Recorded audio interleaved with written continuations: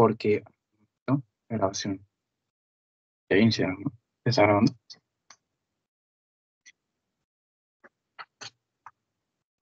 ¿Se me escucha? Sí se me escucha, ¿no?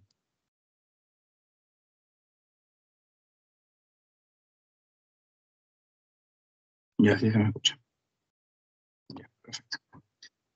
Ya, de la tuberculosis es uno de los temas más importantes que van a llevar en Neumo y también en la carrera porque, bueno, la infección es bastante frecuente en Perú, bueno, en América Latina en general. Y, bueno, vamos a empezar hablando un poco de epidemiología. Parece interesante, es loco, porque un cuarto de la población mundial tiene tuberculosis latente. O sea, uno de cada cuatro personas tiene TB latente en los pulmones.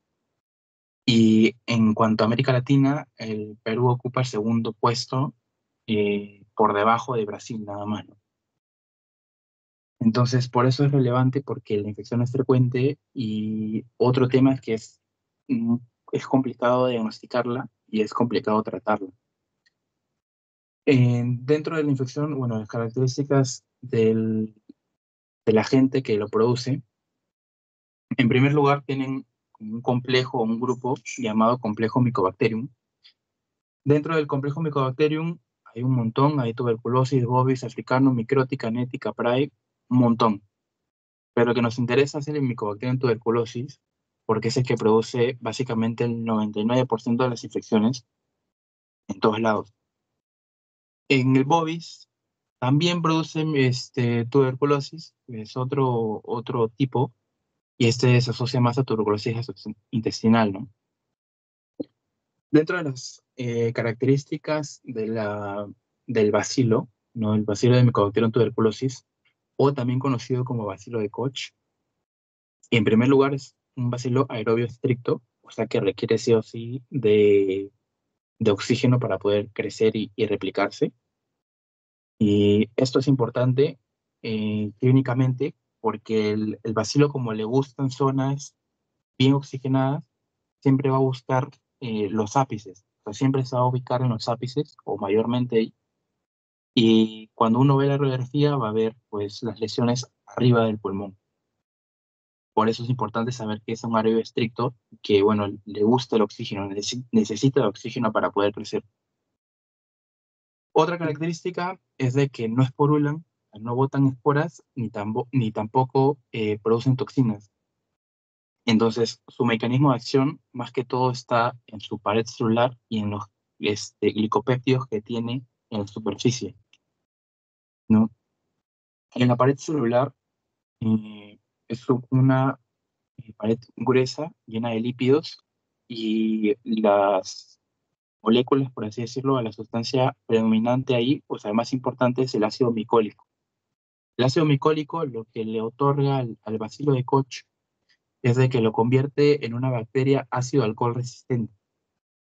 Por eso, cuando uno ve al bacilo en microscopía y lo quiere teñir, no lo va a poder teñir con las tinciones clásicas. O sea, no lo puedes teñir con Gram y no puedes saber si es Gram positivo o Gram negativo. Entonces, ¿qué tinción sirve aquí para identificarlo? La tinción de Ziehl-Neelsen.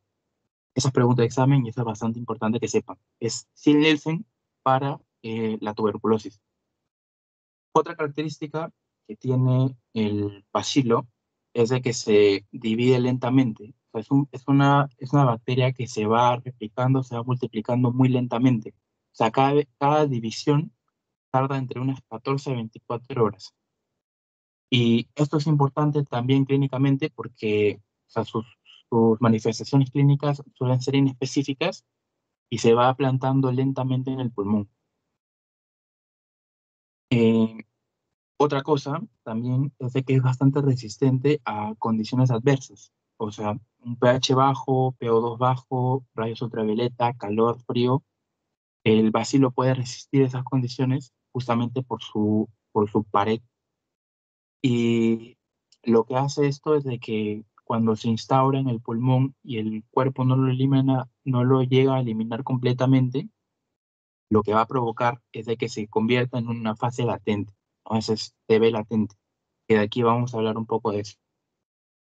El bacilo en este caso se propaga por gotículas de aerosol, que son de Plüger, ¿no? De 5 a 10 micras, o partículas de Wells, que son aún más pequeñas, de 1 a 5 micras. Eso quiere decir que una persona que tenga infección activa de tuberculosis, pues simplemente con hablar ya está liberando bacilos y ya, o sea, por eso una persona no puede tener, no se puede acercar mucho a una persona que tiene TB activa, porque el simple hecho de estar ahí presente alrededor de esa persona ya te da como riesgo a infectarte por TB.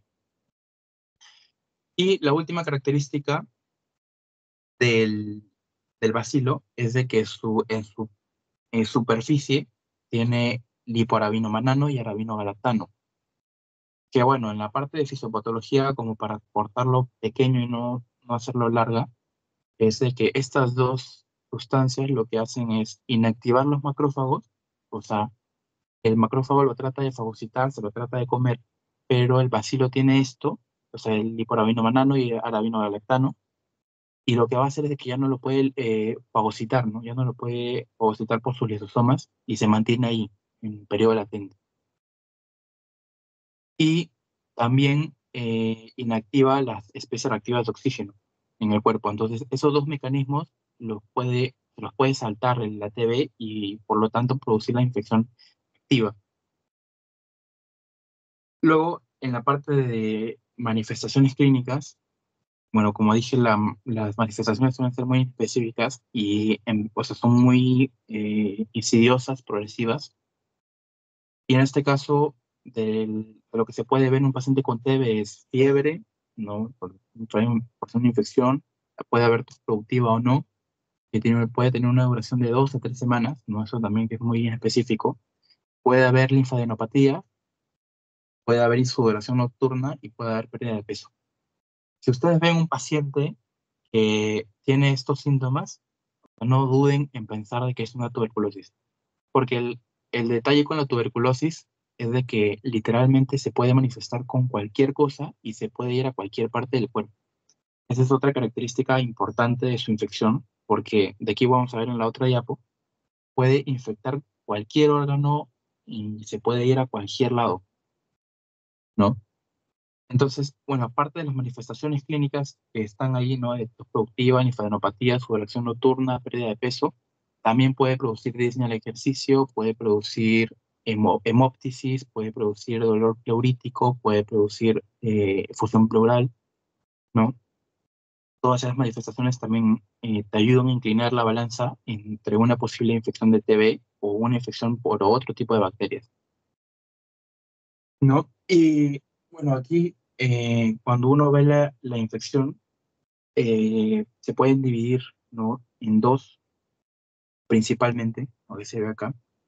Puede ver o una infección activa o una reactivación por TB. Que, bueno, aquí lo vamos a ver también en la otra diapo. Lo que me importa que sepan acá es lo del foco de Gong y el complejo de Gong. Como dije, cuando un macrófago trata de fagocitarlo y básicamente lo rodea, ¿no? En la parte de los pulmones, se forma un granuloma. El granuloma es una combinación tanto de los macrófagos como las células gigantes que están tratando de eliminar el bacilo, ¿no? Y estos granulomas se suelen ubicar, ¿no? En los pulmones y cuando hay un compromiso de los ganglios, o sea, una linfadenopatía ileal, ¿no? En la parte pulmonar, si tú combinas un granuloma con una linfadenopatía, automáticamente ya deja de ser foco de Gong y pasa a ser a complejo de Gong. Y cuando ese complejo de Gong se calcifica, se conoce como complejo de Ranki. Eso también lo van a ver, si es que no lo ven en medicina 2, lo van a ver en patología. En patología se lo explican porque se puede ver en las láminas. Después, otra cosa que deberían saber, ¿no? A la tuberculosis latente también se le conoce como tuberculosis secundaria, ¿no?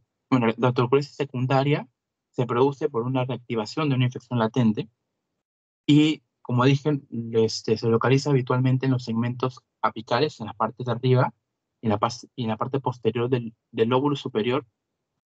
Y como esta infección o sea, vuelve a reactivar, o sea, vuelve a infectarse la persona por segunda vez, las manifestaciones en los pulmones son peores.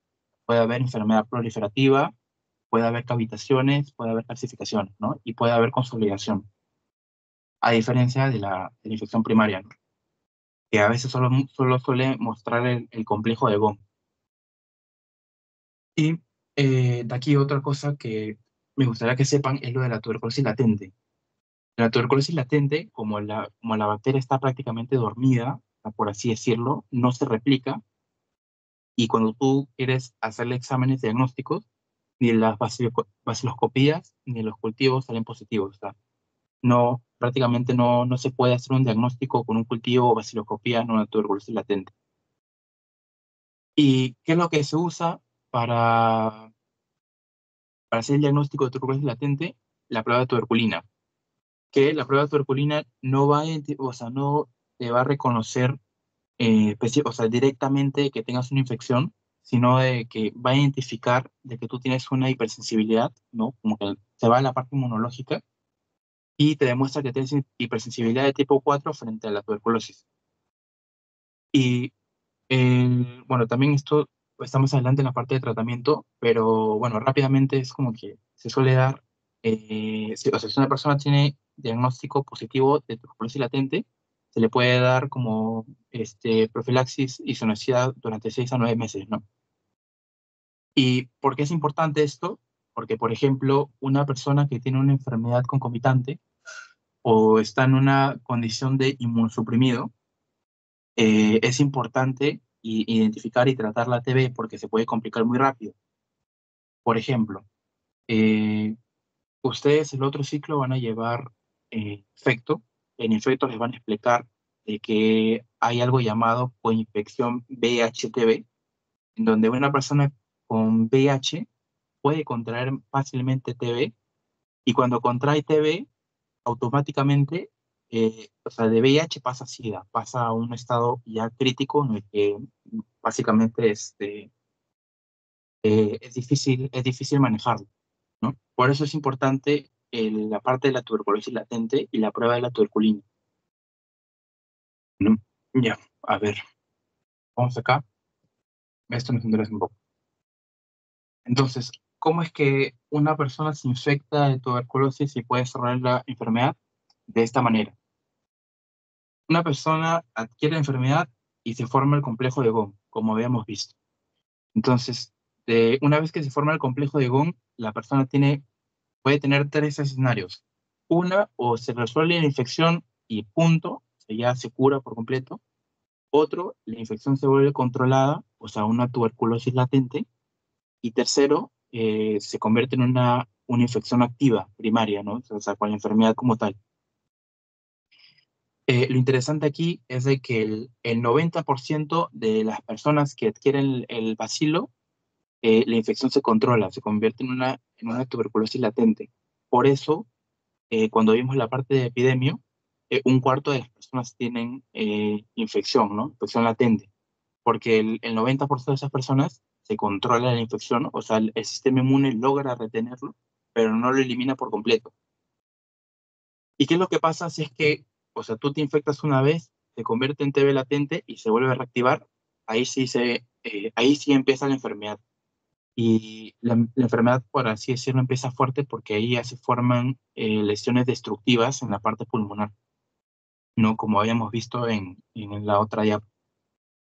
Y el 5 o el 10% de las personas que adquieren por primera vez el bacilo pueden desarrollar la infección activa.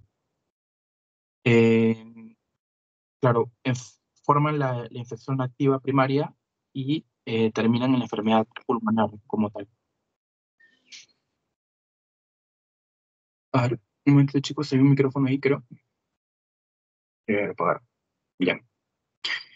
Entonces, hablando de la tuberculosis, o sea, de las presentaciones de la tuberculosis, como dije, hay un montón, se puede ir a cualquier parte del cuerpo donde ustedes se les ocurra, ¿no? Hay TB miliar, hay TB pulmonar y extrapulmonar.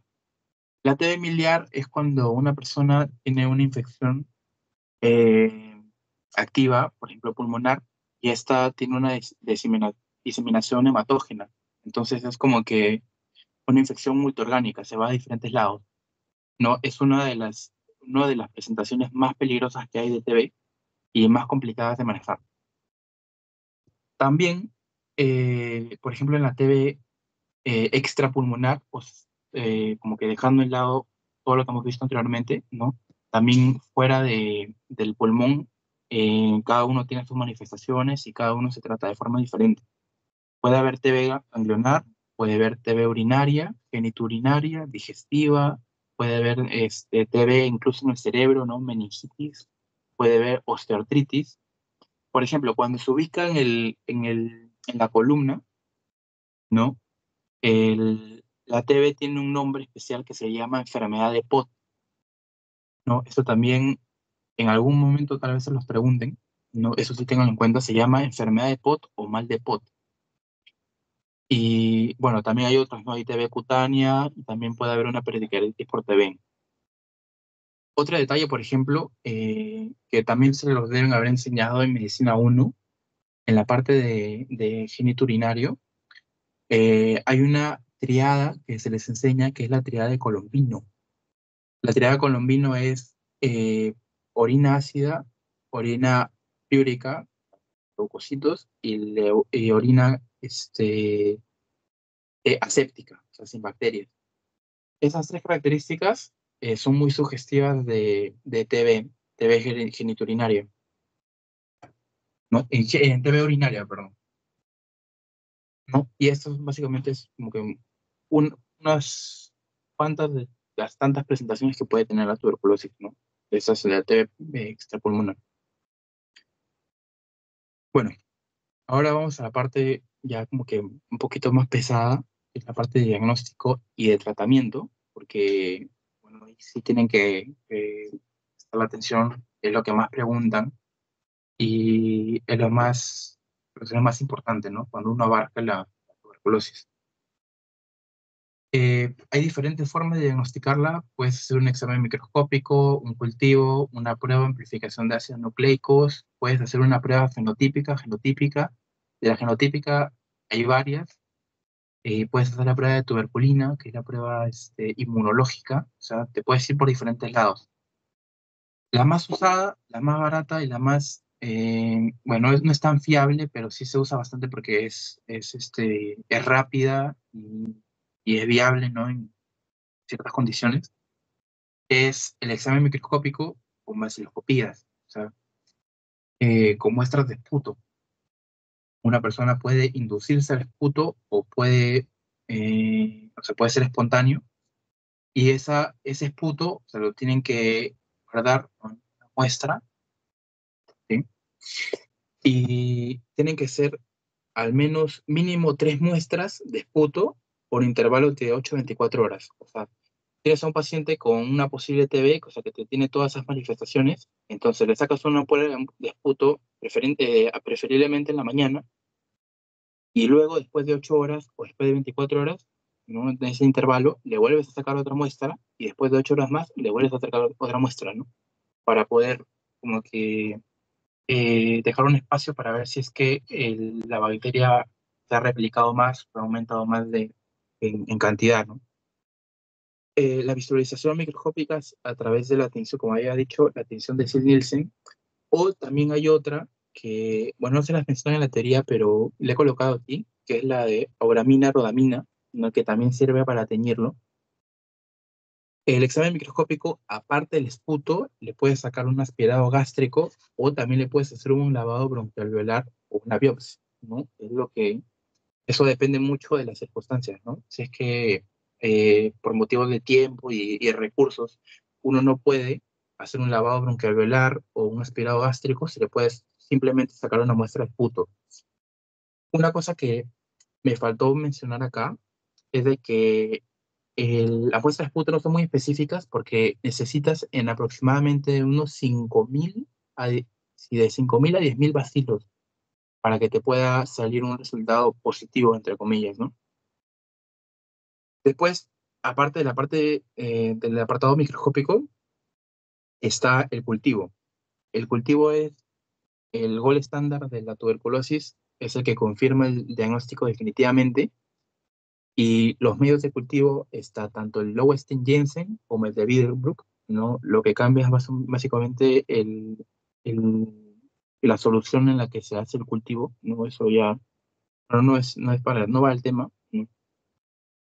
Y el contra que tiene el cultivo es de que su crecimiento es muy lento. O sea, si tú le sacas un cultivo a una persona con una posible TB, te va a demorar, pucha, como dicen, unas 4 o 8 semanas, demora un montón, pero te confirma el diagnóstico, ¿no? Te dice sí o sí es una TB, ¿no? Y, o sea, uno no debe esperar a que el cultivo salga para tratarlo, ¿no? Tiene que empezarlo muchísimo antes, ¿no? Porque el paciente se puede complicar. También está la prueba de amplificación de ácidos nucleicos, ¿no? Que, bueno, te puede dar falsos negativos, o sea, te puede decir, no tienes TB porque tienes una baja carga micobacteriana, o sea, no tienes demasiados bacilos como para que te saque el diagnóstico, pero la ventaja que tienes es que los resultados los tienes en menos de 24 horas y, bueno, se usa como complementario, ¿no? Porque no reemplaza ni las baciloscopías, es el BK, o el cultivo, ¿no? Luego está, bueno, lo que había mencionado antes, lo de la TB latente, que no se puede cultivar la micobacteria porque no está en fase replicativa. O sea, el cultivo y la baciloscopía aquí no sirven en una TB latente, porque la bacteria es como que si estuviera dormida. O sea, no se replica, no causa infección, está ahí nada más esperando a que te vuelvas a reinfectar para que se produzca la enfermedad, ¿no? Entonces, si les preguntan alguna vez si se puede cultivar la micobacteria en el TB latente, no se puede. Bueno, también continuando, también se pueden sacar imágenes, ¿no? Radiografía, tomografía, ¿no? Y lo que se puede observar en una infección primaria son el complejo de Gong, como había mencionado. Y en una reinfección por TB también se pueden ver cavitaciones, ¿no? Que es cosa de acá, que literalmente es un hueco en el pulmón, ¿no? Y un dato interesante es de que cuando una persona se infecta de tuberculosis y se le producen cavitaciones, como literalmente es un hueco en el pulmón, en ese agujero, o sea, en ese espacio, pueden entrar más infecciones. Entonces, una infección no frecuente que puede producirse en esas cavernas tuberculosas es infección por el Aspergillus, ¿no? El Aspergillus fumigatus puede provocar, o sea, puede contaminar esa parte, es un hongo el que contagia y puede provocar algo llamado aspergilomas, ¿no? Cuando uno lo ve en las imágenes, parece un tumor, ¿no? Pero en realidad es como un cúmulo de hongo del aspergillus, ¿no? Eso se llama aspergiloma. Luego, en el otro lado del diagnóstico también está el genotype, el GenExpert, que se los van a explicar en las teorías. Esos son bastante importantes y últimamente se están usando más, ¿no? Porque, bueno, el Perú ya, como que ya empieza a adquirir nuevas formas de diagnóstico, ¿no? Tiene más recursos. Y esas son pruebas genotípicas, o sea, identifican genes específicos de la TB. Tienes el genotype, que el genotype eh, te ayuda a hacer el diagnóstico, ¿no? En un lapso de unos 3 días más o menos. Y aparte de hacer el diagnóstico, o sea, lo chévere de este examen es de que también te ayuda a identificar si el bacilo es resistente a fármacos o no, y a qué fármaco también. Entonces, el genotype te ayuda a identificar el bacilo y también te ayuda a identificar si es resistente a isoniazida o rifampicina. Y luego está el Gen Expert, ¿no? Que detecta la TB resistente específicamente a la rifampicina. El resultado es más rápido, dura unas 2 horas, y el gen que identifica es el gen RPOB. Esas son las tres únicas cosas que, bueno, considero que deberían saber, sí o sí. Y luego está de nuevo la prueba de tuberculina, que esta te demuestra, como dije, ¿no? La hipersensibilidad frente a la tuberculosis. mediante la respuesta de los linfocitos TH1, ¿no? Se le coloca como una especie de antígeno en la parte subcutánea de la piel y va a formar una reacción, ¿no? Una reacción de hipersensibilidad. Y, claro, se usa para TB latente y te puede dar falsos positivos o falsos negativos. ¿A qué se refiere con falsos positivos y falsos negativos? Falso positivo es cuando uno tiene, uno no tiene la enfermedad, pero el resultado sale positivo. Dice, sí, sí, sí lo tienes, pero en verdad no lo tienes. ¿Y por qué se produce eso? Puede ser, por ejemplo, por una persona que se haya vacunado con la vacuna BCG o se haya infectado con otro tipo de micobacteria, ¿no? Como habíamos visto, hay un complejo, el complejo Mycobacterium, que puede haber afectado, no sé, el Mycobacterium bovis o africanum o caprae, ¿no? Todos esos. Y te sale positivo, pero realmente no tienes Mycobacterium tuberculosis, que es lo importante, ¿no? Y para interpretar el resultado, pues se hace la prueba de Mantoux, que es básicamente esta hinchazón, ¿no? Como este pequeño edema, esta pequeña vesícula a nivel subcutáneo, y este tiene que ser mayor a 5 milímetros. Otra cosa que también no lo mencionan, pero me gustaría que por ahí lo busquen, es que aparte de la prueba de tuberculina, también está el test de IGRA, ¿no? Que es, o sea, también te ayuda a hacer el diagnóstico con otra parte de la inmunidad, ¿no? Innata, que es con el interferón gamma, ¿no? También te ayuda a identificarlo por esta parte y también es útil para la TB latente, ¿no? Ya, a ver, tratamiento. El tratamiento también es recontra hiper mega importante. El que sí o sí deben saber es el tratamiento estándar para una TB sensible a fármacos, o sea, una TB normal, por así decirlo, ¿no? El tratamiento es este de acá. O sea, es medio raro, es a veces un poquito confuso, pero sí o sí tienen que aprendérselo y, bueno, es fácil de identificar, ¿no? Consta de 4 fármacos, de rifampicina, isoniazida, piracinamida y etambutol. Se los tiene que aprender sí o sí porque estos 4 son los que mejor le van a la tuberculosis y son los que se usan en casi todos los tipos de tuberculosis. Una forma para aprendérselos es, hay una mnemotecnia que se llama RIPE, ¿no? Que es así, RIPE. No, RIPE sería R de rifampicina, I de isoniazida, P de piracinamida y E de tambutol. Y con eso ya te puedes acordar de cuáles son los fármacos para la tuberculosis sensible, ¿no? ¿Qué significa esta de acá, esta abreviación de acá? Básicamente, cuando uno trata la TB, tienes una fase de intensiva, ¿no? En donde quieres eliminar por completo la enfermedad, y una fase de mantenimiento en el cual evitas, o sea, como que eliminas todos los rezagos y evitas de que la persona se vuelva a reinfectar o pueda volver a tener la enfermedad. No, la fase intensiva consta de los 4. Esto está en inglés, ¿no? Que el RHZE, o bueno, son las siglas que tiene cada uno. Es el R de rifampicina, ¿no? De rifampicina, el H de isoniazida, está acá. La Z de piracinamida, ¿no? Y la E de tambutol, ¿no? Entonces, estos 4 fármacos durante la fase intensiva se tienen que dar por un periodo de 2 meses. Una vez culminada la fase intensiva, la persona pasa a la fase de mantenimiento y en la fase de mantenimiento solo se da rifampicina y isoniazida por 4 meses, nada más. La duración del tratamiento es un total de 6 meses. Algunas guías de ya estos últimos años lo han cambiado, o sea, ya no te lo ponen por tiempo, ya no te ponen 6 meses, sino te lo ponen por dosis, pero yo creo que es mejor que se lo aprendan, o sea, como recién se están introduciendo a la parte de tratamiento y tal, es mejor que se lo aprendan por tiempo, o sea, 6 meses nada más, 2 meses intensiva, 4 meses de mantenimiento, más. Luego está la parte de los fármacos.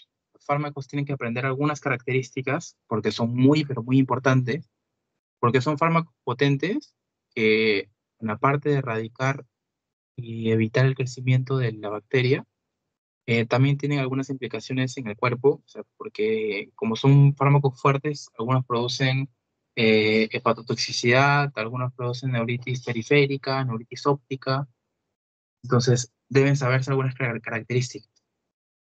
En este caso, el primero, que es la rifampicina, este sería el más importante porque es un bactericida, o sea, elimina completamente el rastro del, del ATV. El detalle con la rifampicina es que produce hepatotoxicidad porque este se excreta por vía hepática y no por vía renal, ¿no? Eso también tienen que tenerlo en cuenta, ¿no? Porque cuando uno da estos fármacos, tienes que tener mucho cuidado porque como la mayoría son hepatotóxicos, la persona se te va, puede tener falla hepática y se te puede ir rápido. Entonces tienes que ajustar las dosis. Ese se excreta por vía hepática, no por vía renal, ¿no? Entonces, cualquier persona que tiene enfermedad renal crónica no es necesario que le estén ajustando la dosis de rifampicina a comparación de otros que vamos a ver. Y otra cosa es que es inductor del citocromo P450, ¿no? Esto ya deben haberlo escuchado en alguno de los cursos, ¿no? El citocromo P450. ¿Y por qué es importante esto? Porque la rifampicina tiene interacciones con algunos fármacos. O sea, al ser inductor de este citocromo, lo que hace es de que reduce la eficacia de otros fármacos que se les puede dar a los pacientes, ¿no? Por ejemplo, un paciente con VIH que está usando antirretrovirales, tú le das rifampicina y la rifampicina le va a bajar la efectividad a estos fármacos, a los antirretrovirales. Entonces tienes que tener como que mucho cuidado, ¿no? Cuando les administres esto. Luego está la isoniazida, que es el segundo más potente, inhibe el ácido micólico que habíamos visto anteriormente. Es bacteriostático y bactericida. Bacteriostático para formas latentes y bactericida para las formas activas. Cuando se eleva las transaminasas, se tiene que suspender sí o sí, porque puede empeorar al paciente. Bueno, en general, los cuatro fármacos, si es que elevan mucho las transaminasas, se tienen que cortar.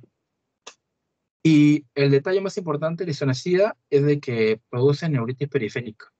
O sea, la isoniazida afecta la absorción de vitamina B6 y lo que va a producir es neuritis periférica, ¿no? Que se puede manifestar como parestesia en miembros inferiores, ¿cómo se llama? No, simplemente no pueden sentir, mover, pueden producir dolor, ¿no? Todo eso. Tienen manifestaciones neurológicas. Y el tratamiento para esto, ¿no? Porque tiene un tratamiento, o sea, se puede tratar en el momento, es la piridoxina. Eso también es importante que sepan. Si tú le estás dando isoniazida a un paciente, sí o sí le tienes que dar piridoxina para que no entre en déficit de vitamina C, B6 y no entre en neuritis periférica, ¿no? Eso también es importante que sepan. Luego está la piracinamida. La piracinamida es un bactericida, o sea, elimina la enfermedad. Los bactericidas son los que eliminan el patógeno y los bacteriostáticos son los que evitan que crezca, que se reproduzca, que se replique. La piracinamida es bactericida y es el que mayor hepatotoxicidad tiene por sí sola. Porque, por ejemplo, si lo comparas rifampicina más isoniazida, los dos juntos son los más hepatotóxicos, o sea, son los que más dañan el hígado. Pero solamente el fármaco, la piracinamida, es la que tiene mayor hepatotoxicidad.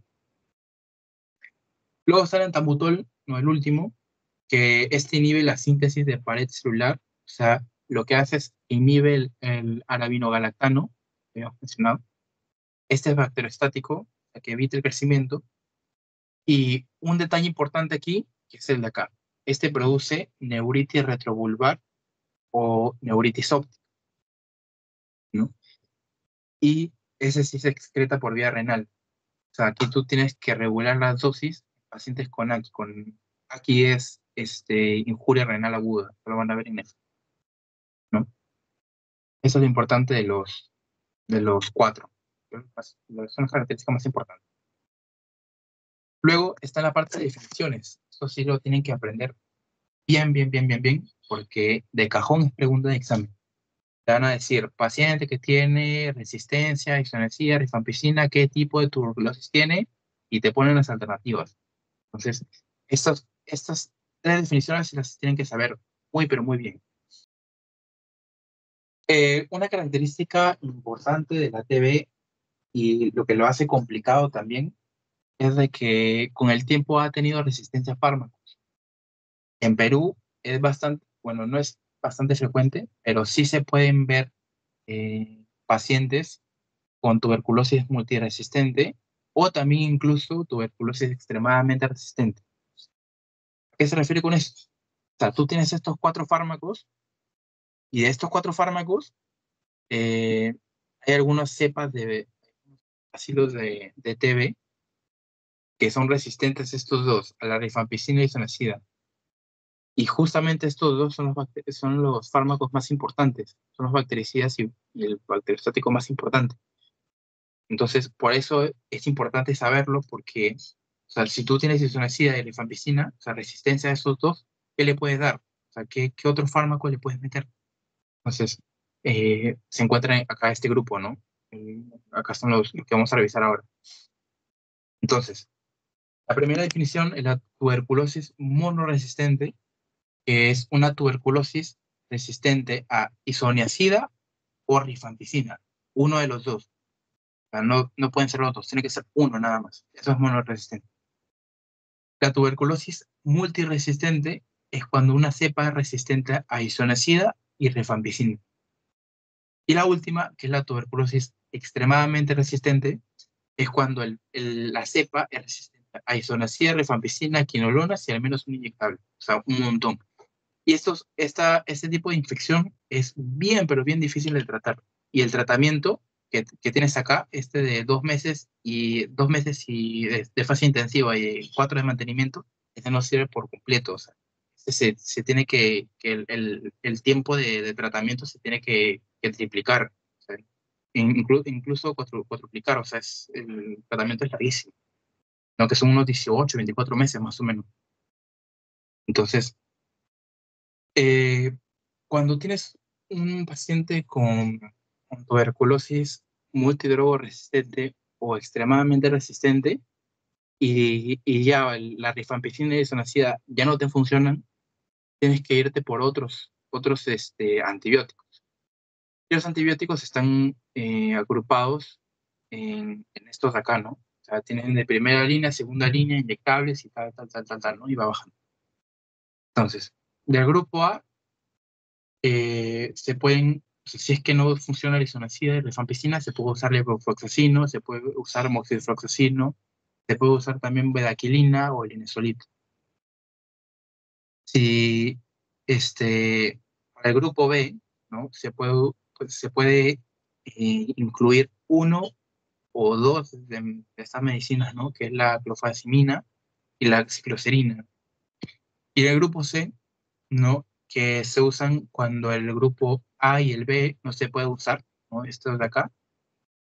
El grupo C ya como que se separa para casos especiales, ¿no? Se puede usar dosis mayores de tambutol, se puede usar dosis mayores de piracetamida, se puede usar imipenem o meropenem, también amicacina, streptomicina, tionamida, ¿no? Todo ese grupo de fármacos. No es necesario que se lo aprendan, ¿no? Porque primero les van a preguntar, obviamente, el tratamiento para TB sensible. Esto de aquí se reserva, ¿no? En efecto, y sí van a profundizar un poquito más esto. Pero en general deberían, o sea, como que esas son las opciones que tienes, si es que el tratamiento clásico no te funciona, como para que sepan que tienen otras alternativas. Ya. Bueno, eso es todo de TV. Eh, Se puede ampliar más porque es un tema grandote, grandote, grandote, pero eso es lo principal que deberían saber del tema, ¿no? Aquí yo les hice algunas preguntitas, ¿no? Les he sacado preguntas del examen de salud, del ENAM, y una que encontré por ahí de una de las guías de la MIR, ¿no? Por ejemplo, una pregunta que hicieron en el examen de salud del 2012 es el complejo de Von es característico de, y te dan las alternativas. Te dan pneumocosis, es congénita, tuberculosis secundaria, primaria y nocardiosis. Entonces, como ya había mencionado anteriormente, el complejo de Von te da en una tuberculosis primaria, porque en una tuberculosis secundaria es cuando se reinfecta la persona, ¿no? Entonces la clave sería tuberculosis primaria, ¿no? Eh, a ver si es que a alguien le gustaría participar para resolver las preguntas. Me gustaría ver o sea, al menos intenten como que resolver estas preguntas, porque son muy complicadas y también sobre todo las han preguntado en exámenes, así que los que desean, levanten la mano y abren su micrófono o pueden escribirlo por el chat, no si gustan. Este de aquí, el gol estándar para el tratamiento de tuberculosis es, ¿alguno sabe la respuesta o me la podría escribir por el chat o hablarlo? A ver, Ricardo. Cultivo para Mycobacterium tuberculosis. Ajá. La respuesta es cultivo para Mycobacterium tuberculosis. Mira, acá hay una. No se marcó. Igual se marcó ya. Ya, esta de acá. Tienes una paciente, mujer de 18 años, que es procedente de Madre de Dios, que cursa desde hace un mes con tos, fiebre, hemóptisis leve a repetición y usted sospecha de tuberculosis. ¿Qué es lo que procedes a hacer? ¿Alguno me puede dar la respuesta y me puede explicar por qué o sea, por qué por qué elegirías esa alternativa? A ver si alguien quiera participar por chat o abrir su micrófono. En primer lugar, ¿cuál creen que sería la respuesta? ¿Cuál es la respuesta para ustedes?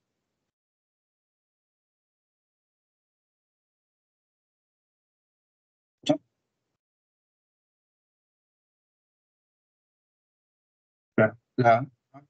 Si lo observáis, la A, que serían pues, las copias con cultivo de radiografía de tórax. ¿Y por qué se hace esto? Eh, Se usan las baciloscopías. Una, a diferencia, mira, de estas dos son similares. O sea, está la baciloscopía y está la baciloscopía con cultivo y la radiografía de tórax. Y la otra está solamente la baciloscopía y la radiografía de tórax. Entonces, ¿por qué se escoge esta y no la de acá abajo? Porque sí o sí necesitas cultivo para hacer la confirmación diagnóstica. O sea, sí o sí necesitas estar 100% seguro que es una infección por TB. Entonces, le vas a sacar su vaciloscopía, no sé, por puto, y ese puto lo vas a mandar a cultivar, y al otro lado le vas a sacar una radiografía de tórax para saber cómo están sus pulmones, ¿no? Si es que no tiene patrón reticular, si no tiene cavitaciones, ¿no? Todo eso. Por esa razón, la A es la alternativa. Ya, este de acá. Esta pregunta es del ENAM de 2005, que dice lo siguiente. De los fármacos utilizados en el tratamiento de la tuberculosis, ¿cuál se asocia a neuritis retrovulvar? Sí, podrían dar sus respuestas.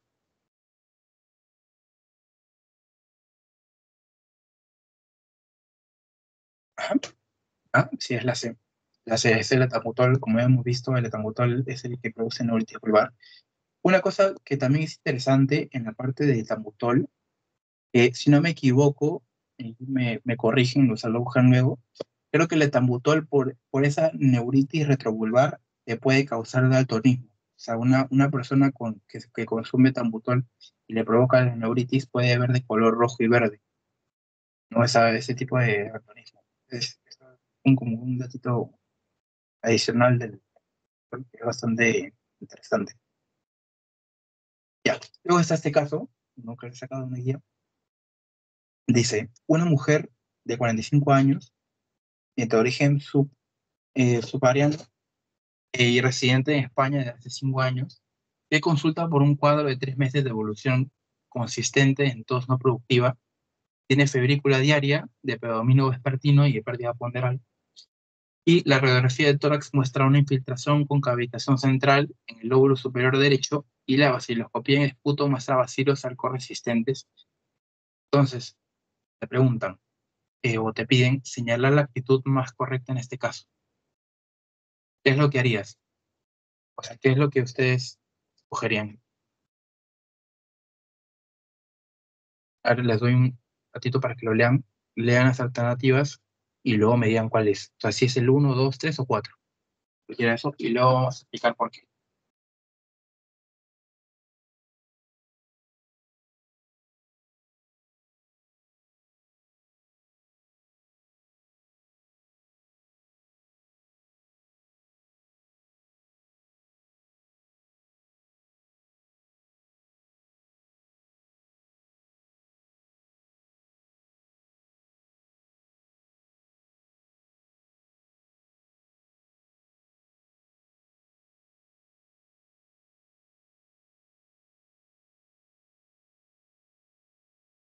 Ya, 2.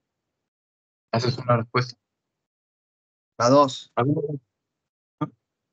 Y en este caso, ¿por qué ustedes escogerían las dos? ¿Por qué no podría hacer una prueba de tuberculina? ¿Por qué no se podría hacer un resultado de cultivo? ¿No? ¿Por qué creen que sería?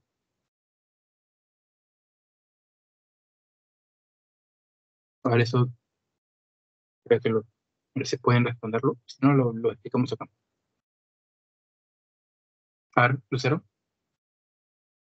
Más que nada, yo creo que en sí ya nos está mostrando la sintomatología que nos orienta a una tuberculosis, lo mismo que la baciloscopía ya también está demostrando los baciloácido alcohol resistentes y la radiografía también nos está orientando a que es una TB. Em, si es que esperamos el cultivo, obviamente ya nos va a confirmar de que tiene, pero estaríamos perdiendo en tiempo. Entonces, lo ideal yo creo que sería ir iniciando el tratamiento con los fármacos. Y como mencionabas tú que el etambutol podía producir neuritis retrovulvar, pues ahí dice que lo podemos suspender en función del antibiograma que se le pueda realizar al paciente. Ajá, correcto. En este caso ya bueno, está la sintomatología, está la radiografía de tórax y la baciloscopía como muestra de una infección primaria activa en el paciente. Entonces, como ya tienes esos tres, lo que haces es básicamente tratarlo con el esquema sensible, ¿no? Los cuatro fármacos, isoniazida, rifampicina, pirazinamida y etambutol, ¿no? Y también, como menciona, ¿no? Se puede suspender el etambutol en función del resultado del antipiograma, ¿no? Porque, como dijo, se puede producir neuritis retrovulvar. Bien, gracias, cero. Y acá está la última pregunta. Tienes un paciente con diagnóstico de tuberculosis que pasado 2 meses está tomando el esquema 1, el esquema sensible del tratante, y el médico tratante le informa que, según su prueba de sensibilidad del TBC, para MDR, tiene TBC MDR, ¿no? Entonces, de acuerdo a la norma técnica de prevención y control del TBC del MINSA, ¿qué medicamento es resistente? Ah, ya, ajá, es rifampicina y isoniazida. Eso sí, no, nunca se olviden, rifampicina y isoniazida son los que se toman en cuenta para saber la resistencia de la bacteria, ¿no? Sería esa es la alternativa. ¿Ya? Bueno, esas son las preguntas que tenía para TP. Tengo algunas más, son un poquito más complejas, te las voy a pasar después. También tengo banco de NAM de salud por si es que les interesa. Eh, ¿Les parece si nos tomamos unos 10 minutos más o menos de descanso y luego continuamos con patología pleural? ¿Les parece? Me avisan un poco. Ya, ya chicos.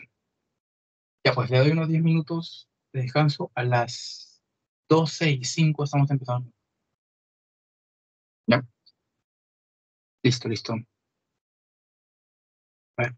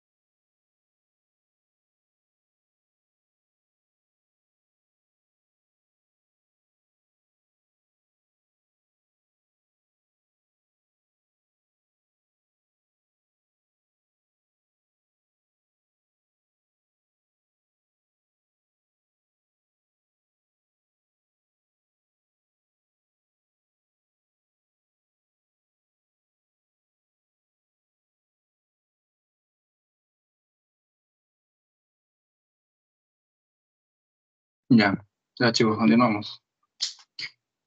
Ya, vamos a hablar acerca de patología pleural. En el caso de patología pleural, bueno, he colocado tres entidades, que es el primero, derrame pleural, el segundo, el neumotórax, el tercero es empiema. Hay más patologías pleurales, como es el derrame paraneumónico, o tórax no traumático, el derrame pleural maligno, el pleotórax, todos esos. Pero yo creo que deberían quedarse con estos tres primero, ¿no? Que saber bien esos tres. Este tema es facilazo, o sea, es bien fácil de memorizar, de saber, ¿no? No tiene mucha ciencia. Bueno, para empezar, vamos a hablar acerca de derrame pleural, que, bueno, su definición más básica es que hay excesiva cantidad de líquido en las capas pleurales. Lo importante aquí que deberían saber son los criterios de Light. El criterio de Light lo han visto de seguro Hola, en... hola, hola. ¿Me escuchas? Sí, dime. Eh, no estás compartiendo nada. No sé si soy el único. A ver. ¿Se ve? ¿Se ve que estoy compartiendo? Sí estoy compartiendo, ¿ah? ¿Me pueden confirmar?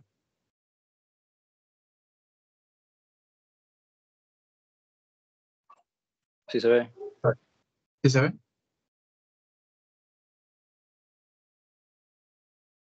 Ya, me avisan si se puede ver o no, para no hablar al aire. A ver,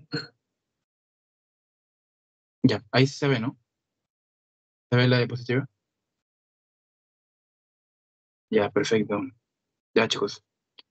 Entonces, lo que deben saber son los criterios de Light. Los criterios de Light te ayudan a determinar y, un poco la etiología del derrame pleural, y esto se clasifica en dos: exudado y trasudado, que bueno, ya deben haberlo visto en algún momento. Acuérdense esto: trasudado sin proteínas, exudado con proteínas. Trasudado yo siempre lo atribuyo a parte hematógena, insuficiencia cardíaca, parte hepática, endocrina, hipotiroidismo y enfermedad renal crónica, ¿no? Parte renal. Y el exudado, yo lo asocio siempre a infecciones, a malignidad, a cáncer, enfermedades autoinmunes y medicamentos, ¿no? Esos cuatro principalmente son los que pueden producir exudado. O sea, es, es derrame pleural, eh, pleural con este aumento de proteínas, ¿no? Entonces, del derrame transudativo, el más importante es la insuficiencia cardíaca, ¿no? Congestiva. Y el derrame exudativo es la neumonía, ¿no? La neumonía es el principal. El derrame paraneumónico es el que suele producir exudado con más frecuencia, ¿no? Ya, suele producir, el derrame paraneumónico suele producir exudado en países desarrollados, y en países no desarrollados el derrame pleural por TB, ¿no? Por tuberculosis. ¿Y qué es lo que miden los criterios de Light? Pues miden la relación del lactato deshidrogenasa en pleura y en suero, miden la relación de las proteínas también en pleura y suero, ¿no? Se comparan los dos, y también el lactato en líquido pleural. Y esos son los valores, ¿no? Que, bueno, ya en un momento se los van a memorizar, ¿no? Mayor a 0.6 exudado, menor a 0.6 trasudado, mayor a 0.5 exudado, menor a 0.5 trasudado, ¿no? Y, bueno, las características del líquido pleural, ¿no? En cuanto a la fisiopatología, cuando hablamos del trasudado, por ejemplo, es cuando hay un aumento de la presión hidrostática y una disminución de la presión oncótica. ¿Qué quiere decir esto? De que básicamente todo el líquido o sea, toda la presión que hay dentro de los capilares aumenta, y por lo tanto el líquido sobresale, sale de los vasos sanguíneos, y en la presión oncótica disminuye, y por eso recibe todo ese líquido, ¿no? O sea, se extravasa el contenido. Y, en este caso, como hay una diferencia de presiones, no se va, o sea, no hay aumento de la permeabilidad. Por eso no pasan las proteínas, y el líquido sale limpio. O sea, solamente está pasando agua, por así decirlo.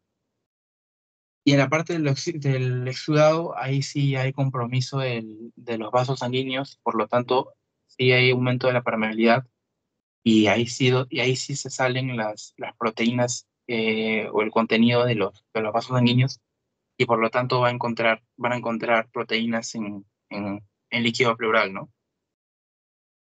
Entonces, bueno, otro detalle que me faltó colocarlo acá, pero me gustaría que lo busquen, es lo de las cantidades. O sea, las cantidades de líquido pleural que se pueden observar en, en imágenes, ¿no? O sea, en la radiografía se puede observar, por ejemplo, unos 20 mililitros, ¿no? Cuando vas a hacer una radiografía anteroposterior. Ecografía creo que se pueden observar de 5 a 10 más o menos. No, 5 a 10 es en el átomo y en la ecografía son 20 también mililitros. Eso también búsquenlo, a cuánto contenido se puede observar como mínimo.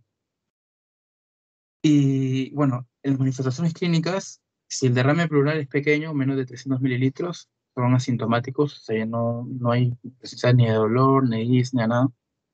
Si son mayor a 300, presencia de dolor torácico de tipo pleurítico, hay disnea, tos seca no productiva, o sea, en la parte de signos hay presencia de frote pleural, hay expansión asimétrica y hay reducción del efremio total, ¿no? Y matidez, ¿no? Al hacer la percusión en la zona del derrame. Entonces, para el diagnóstico eh, se, se puede usar una radiografía de tórax, se puede usar una ecografía, se puede usar tomografía computarizada, e incluso se puede hacer una toracocentesis diagnóstica. O sea, ¿cómo se llama? Le insertas un tubo, ¿no? Para poder drenarle el líquido, y a la vez le puedes, con una ecografía, ¿no? Te puedes guiar con el tubo. Entonces, para hacer la punción con la ecografía guiada, puedes ver, ¿no? O sea, si es que bota líquido, ya pues tienes la confirmación diagnóstica con la toracocentesis. Y aparte, lo puedes tratar, ¿no? Porque el tratamiento es la toracocentesis, ¿no? Y justo yendo a eso, pues el tratamiento es eso. También se puede colocar catéter pleural no permanente en casos ya complicados. También se puede hacer toracostomía con tubo y cirugía toracoscópica asistida por video. Eh, Esto también deberían aprendérselo, porque esto lo van a preguntar, si no me equivoco, en los pasitos o en los exámenes. Creo que por ahí he visto una pregunta. Recuerdo que en su momento lo preguntaron. ¿Cuáles son las contraindicaciones de la toracocentesis diagnóstica?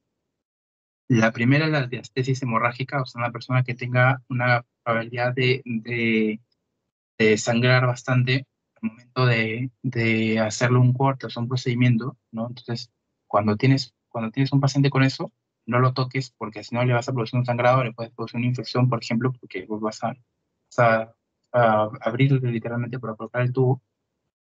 Tampoco se recomiendan infecciones o quemaduras extensas, obviamente porque la infección puede irse a la pleura y termina en empiema, o en quemaduras, ¿no? También.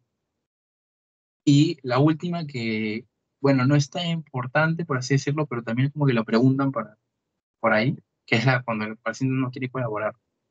Esos tres sí tienen que aprendérselos sí o sí, cuando les hablan de contraindicaciones para la toracocentesis y diagnóstico. Ya. Ahora vamos a hablar de neumotórax. Bueno, el tratamiento de las patologías pleurales son ¿sí? ¿Alguien quiere participar? ¿Quieren hablar? ¿Tiene alguna duda? Ya. El tratamiento para la mayoría de estas patologías es casi la misma, ¿no? La puede hacer un para pacientes, se puede drenar, se puede, en este caso del neumotórax, eh, retirar, ¿no? O sea, el pulmón. En este caso, cuando hay acumulación de aire, paso pleural, hace compresión, ¿no? La pared torácica, y pues, el pulmón se puede colapsar parcialmente o por completo.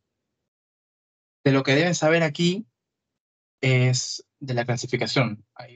Se pueden producir neumotórax tipo espontáneo, ¿no? El espontáneo está el primario y secundario, y el neumotórax traumático y heterogénico, y el último que es el neumotórax de atención, que también debe ser. El neumotórax primario espontáneo se ocurre en pacientes que no tienen enfermedad pulmonar subyacente y con una clínica aparente. O sea, tienen todas esas manifestaciones del neumotórax, pero no tienen ningún compromiso pulmonar. Luego está el neumotórax espontáneo secundario, que se produce por la complicación de una enfermedad en el parénquima pulmonar. Luego está el neumotórax traumático, que puede ser directamente por una lesión que penetre en el tórax y ahí o sea, entra el aire, el pulmón colapsa y se forma el neumotórax, ¿no?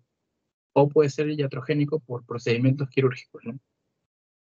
Y el último es el neumotórax atención, que es una variante del neumotórax que es mortal, en donde la presión intratorácica empieza a aumentar, aumentar, aumentar, o sea, se empieza a llenar de aire más y más y más y más y más, y el pulmón colapsa, y al colapsar, un momentito. André.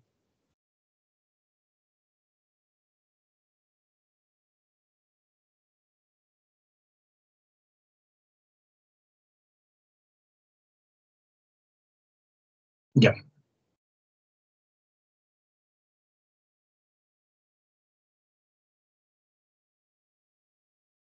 Entonces, al colapsar el pulmón, el aire que entra empieza a presionar el tórax y empieza a comprometer tanto la parte respiratoria como la parte cardíaca, ¿no? Y sí o sí se tiene que resolver rápidamente porque si no el paciente se complica y muere, ¿no? Y una cosa es que el neumotórax espontáneo puede evolucionar a un neumotórax a atención, ¿no? Eso también es relevante. Las manifestaciones clínicas, pues hay dolor pleurítico ipsilateral intenso, puede ser de un solo lado, no que dolor punzante, hay presencia de disnea, los sonidos respiratorios están ausentes. Aquí ya no hay matidez, aquí hay hiperresonancia, ¿no? Porque está lleno de aire. También hay disminución de frémito, ¿no? Todo eso, manifestaciones pulmonares. Para el diagnóstico igual, radiografía de tórax, ecografía, tomografía y también se puede sacar una gasometría porque al colapsar el pulmón puede provocarle una insuficiencia respiratoria aguda y bueno, ya si quieres confirmar, ¿no? Eh, ¿De dónde viene el problema? Si viene dentro del parénquima o viene fuera, ¿no? Como habíamos visto la anterior clase. Entonces, por ejemplo, en este caso, en esta imagen de acá, se puede ver una radiografía de tórax, donde el pulmón se ve que está colapsado, ¿no? Se puede ver todo esto acá, se puede ver el colapso del pulmón. Todo esto, todo ese espacio de acá está lleno de aire, ¿no? Y el pulmón es este pedacito de aquí, este pedacito de acá, mira. Todo está acá. Entonces, así se vería básicamente un neumotórax. Este es un neumotórax ya complicado porque ya está, posiblemente es un neumotórax a atención, ¿no? Pero más o menos así se ven las radiografías, ¿no? Eh, Luego está la parte, el último, que es el empiema, que es la acumulación de pus en la cavidad pleural. La etiología, la más frecuente, neumonía, también puede ser hemotórax infectado, puede ser absceso pulmonar, también puede haber traumatismo torácico, ¿no? Cualquier cosa que le provoque una infección a ese nivel de la pleura. Entonces, dentro de la clasificación del empiema, se divide en tres partes. Tienes un estadio exudativo, un estadio fibrino purulento y un estadio de organización. El exudativo es cuando empieza a acumularse líquido y se empieza, por ejemplo, una infección se empieza a infectar, por ejemplo. En el estadio 2 es el estadio fibrinopurulento, cuando ya empiezan a acumular los depósitos de fibrina y se empieza a formar el pus. Y el 3, que es el estado de organización, es cuando ya ese pus como que se fibrosa, se endurece, y lo que va a provocar es como una restricción, o sea, Al ser un contenido sólido, el pulmón ya no se va a expandir correctamente, ¿no? Esos tres son los estadios, también los preguntan, por ahí también hay una que otra pregunta que van a hacer de esto. Para el diagnóstico, como siempre, radiografía, ecografía o tomografía computarizada. Y aquí está lo más importante del empiema, eso sí o sí deben memorizarlo para esta patología. Las características del líquido pleural. Uno, le haces su taracoencetesis diagnóstica, le sacas un poco de líquido pus, y lo mandas a analizar. Entonces, lo que se debería encontrar en un empiema es el pH ácido, o sea, menos de 7,2. La glucosa debe estar baja, o sea, mientras más bajo esté la glucosa, más sugestiva es empiema por una infección. Tiene que haber un aumento de lactato de deshidrogenasa y también tiene el aspecto debe ser purulento, ¿no? Así como medio lechoso. A diferencia del líquido pleural normal, que es blanquecino, no es turbio. El tratamiento para el empiema pleural, pues depende mucho de si es adquirido en la comunidad o intrahospitalario, pero en general se usan cefalosporinas, aminopenicilinas, se puede usar vancomicina si se complica o aminoglucósidos, ¿no? Eso depende mucho de las características de la infección que tenga el paciente, ¿no? Y eso sería todo. De ahí falta un tema más, que es el de cáncer de pulmón. No lo que le caga porque, bueno, por tiempo no me alcanzó. Pero sí tengo una tablita que resume mucho lo que más preguntan, ¿no? Cáncer se divide en dos, microcítico, no microcítico, y de acuerdo a ello tiene ciertas características. Y bueno, la frecuencia también, que también bastante preguntado. La frecuencia de los fumadores, no fumadores en general. Y bueno, esto sería todo de tuberculosis y patología pleural. Si tienen alguna pregunta, me avisan, me respondo con gusto. Si no, doy por concluido la historia, Manuel, chicos. disculpa, un Sí, favor. Yo estoy en el grupo de WhatsApp, pero no en el de Teams. No sé por qué, pero no sé si me podrías añadir ahí, por favor, para ver cuándo inician las clases. ya, listo. Ya yo te agrego ahí, pues. Gracias. Listo, aquí. ¿Tengo alguna duda sobre los temas? Sobre todo de la semana 2. Si tienen algo, me avisan, me escriben. Les voy a pasar bueno, las diapos ya se las pasé. Me falta las Anquis. Tengo Anquis de acá de la semana 2 de los 4 temas, ¿no? Y bueno, eso creo que sería todo. Voy a dejar de cortar. Voy a dejar de ver. Ya. Ricardo, creo que tú estás grabando. No sé si me deja quitarlo. Ya podrás dejar de grabar. Ya, listo, perfecto. Ya, chicos.